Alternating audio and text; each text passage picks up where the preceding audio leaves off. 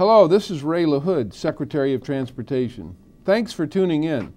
This month, we received a number of terrific questions from the readers over at The Infrastructurist, and I'm excited to get to them right now. So here we go. On Twitter, TechDeck2008 asks, do you think there's a lack of interest in infrastructure by politicians and the public? If so, what can we do about it? Quite to the contrary, I think there is not a lack of interest. I think people over the last several months have talked a great deal about how to put Americans to work. How do we put our friends and neighbors to work? And how do we really create jobs in America? And recently the president spoke about that, and I think everybody in Washington is abuzz about how to create jobs because of 9% unemployment. And what we've said here at DOT, and what I think other people are saying, is the way to create jobs is to pass a transportation bill.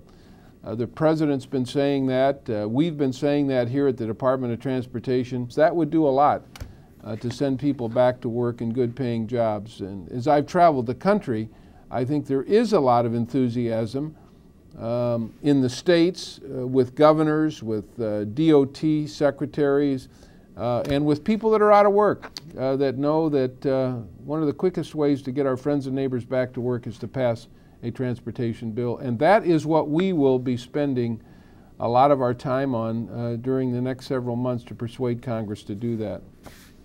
Brian asks, what do you think is going to happen to the retroreflectivity mandate? Well, that's a big word, one that I almost couldn't pronounce, as a matter of fact.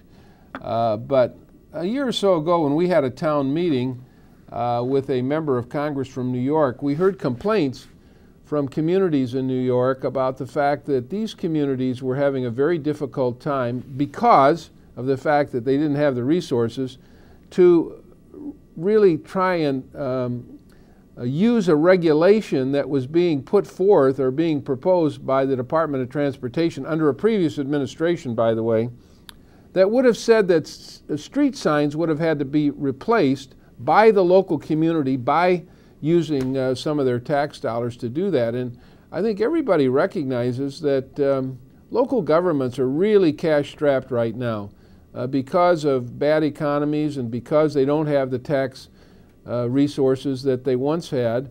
They don't have the money to try and meet this regulation that had been proposed that at a certain period, a certain point, street signs had to be replaced. Well, we changed that regulation.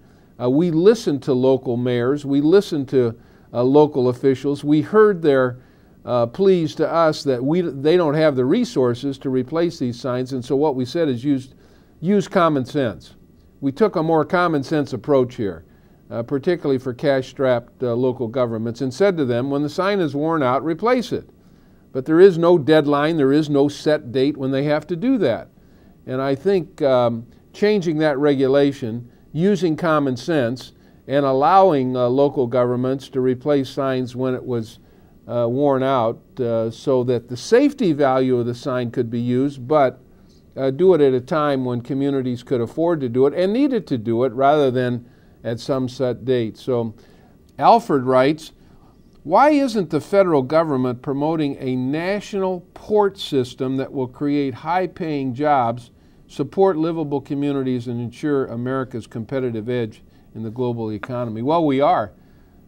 Since I've been in this job for the last 2.5 years, we've had 2 port summits where we gathered all of the port directors from all over the country, big and small.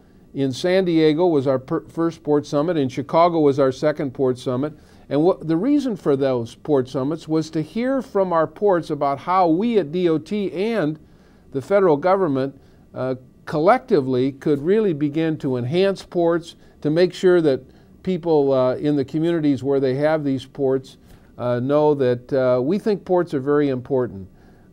As we come on to the advent of another channel at the Panama Canal, we know that port activity will really be stepped up, and we know that ports will become even more important when there is more access through the Panama Canal. So the other thing that we've done, we've actually used some of our resources here, some of our money to fund ports. to fund roads that lead in and out of ports, or fund rail lines that lead in and out of ports to relieve congestion. We know that enhancing our ports enhance really economic development in community and create jobs. And I visited a number of ports, and we've tried to say to our friends in the port industry, you are an integral part of an overall transportation system for America. We've made investments and we've enhanced our ports, and we will continue to do that because they become real economic engines for jobs, but also an opportunity for enhanced transportation in America. Ports are very important, and we'll continue to highlight them. John asks, given the almost universal support for private-public partnerships that leverage private capital to invest in infrastructure, what legislative or administrative hurdles are preventing this from being the norm?